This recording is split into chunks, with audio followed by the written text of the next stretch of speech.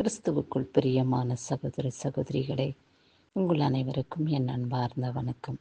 இயேசு கிறிஸ்துவின் மகிமுள்ள நாமத்தினாலே இந்நாளிலே அவருடைய பாதப்படியிலே அமர்ந்து அவரை நோக்கி கூப்பிடும்படியான ஒரு பெரிய பாக்கியத்தை கர்த்தர் நமக்கு கொடுத்திருக்கிறார்.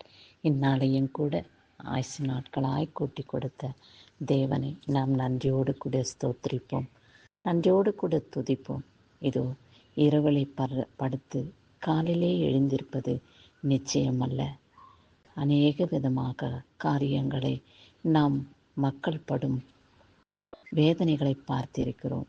ஆனால் நம்மையோ கர்த்தர் அப்படி வைக்காதபடி கிருபையோடு வல்லமையோடு நம்மளை பாதுகாத்து ஜீவனை கொடுத்து காத்து ரட்சித்த தேவனை நாம் நன்றி இருதயத்தோடு தேவனை ஸ்தோத்திரிப்போம். இதோ எத்தனையோ விதமான சரீர பலவீனங்கள் சோர்வுகள் இருக்கிறது. என்ன செய்ய முடியும் என்று நினைக்கின்றீர்களா?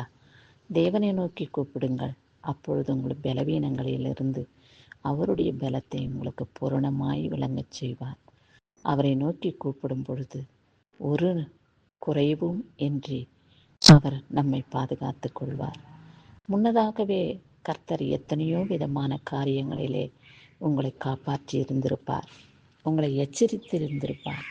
மகனே மகளே, நீ என்னை சேவி, என்னை துதி, நான் உன்னோடு கூட இருக்கிறேன் என்று சொல்லும் பொழுது எத்தனையோ வித காரியங்களை நீங்கள் அலட்சியம் பண்ணியிருப்பீர்கள்.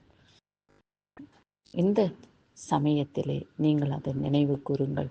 ஆமாண்டவரே, நீர் என்னை எச்சரித்த போதிலும் கூட நான் அவைகளை பொருட்படுத்தாமல் என் உலக ஆசைகளிலே என் இஷ்டம் போன வழிகளிலே நான் நடந்து உம்மை மறந்தேன். அதனாலே என் பாவங்களை நீர் மன்னியும், என் பாவத்திலிருந்து எனக்கு விடுதலை கொடும். உமக்கு சாட்சியாக வாழ்வதே இந்த பூமியிலே காணப்படுவதை எத்தனையோ காரியங்களிலே நன்மை என்று நான் அறிந்து கொண்டேன்.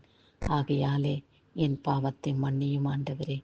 நான் உம்மை அழைக்காதிருந்தது, உம்மை வணங்காதிருந்த நேரங்களிலே என்னை நீர் தூக்கி எடுத்து பாதுகாத்து கொண்ட அன்பை நான் மறந்து போனேன். அரவணைப்பை நான் அறியாமல் இருந்தேன். ஆண்டவரே, என் பாவத்தை மன்னியும்.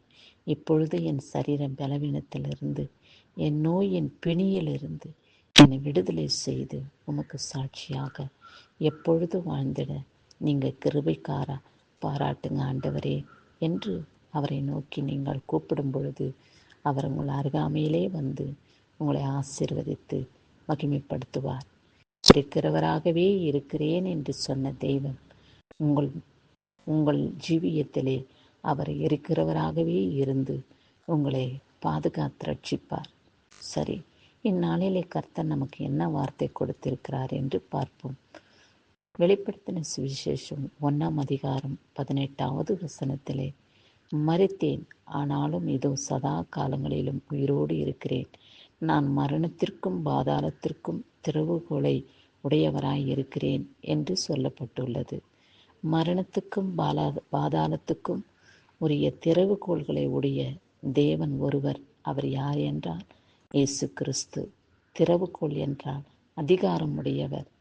அந்த அதிகாரத்துக்கு அவர் உட்பட்டு இருக்கிறபடியினாலே நம்முடைய பாவங்களிலிருந்து, நம்முடைய மீறுதல்களிலிருந்து நம்மை விடுதலை செய்து அவருடைய பொற்பாதங்களை பாதத்திலே அமர்ந்து நாம் விழுந்து நம் கண்ணீர் விட்டு செபிக்கும் ஜெபங்களை கர்த்தர் கேட்டு பதில் கொடுப்பார் என்பதில் சந்தேகமில்லை. ஆமாண்டவரே, நீர் இருக்கிறவராகவே இருக்கிறீர். மரித்தீர், ஆனாலும் எனக்காக உயிர் தெழுந்து இந்நாளிலே நான் கூப்பிடும் சத்தத்துக்கு செவி கொடுத்து இக்கட்டான சூழ்நிலையின் பாதையிலே என்னை விடுதலை செய்து உமக்கு சாட்சியாக நான் எப்பொழுதும் வாழ்ந்திட எனக்கு நீங்கள் கிருபை காட்டுங்கப்பா என்று நீங்கள் செபியுங்கள். அப்படி நீங்கள் செபிக்கும் பொழுது கர்த்தர் உங்களுக்கு பதில் கொடுத்து உங்கள் தேவைகளை பூர்த்தி செய்வார். இந்நாளிலே பிறந்த நாளையும் திருமண நாளையும் காண்கின்றவர்களை கர்த்தர் ஆசீர்வதித்து காத்து கொள்வாராக.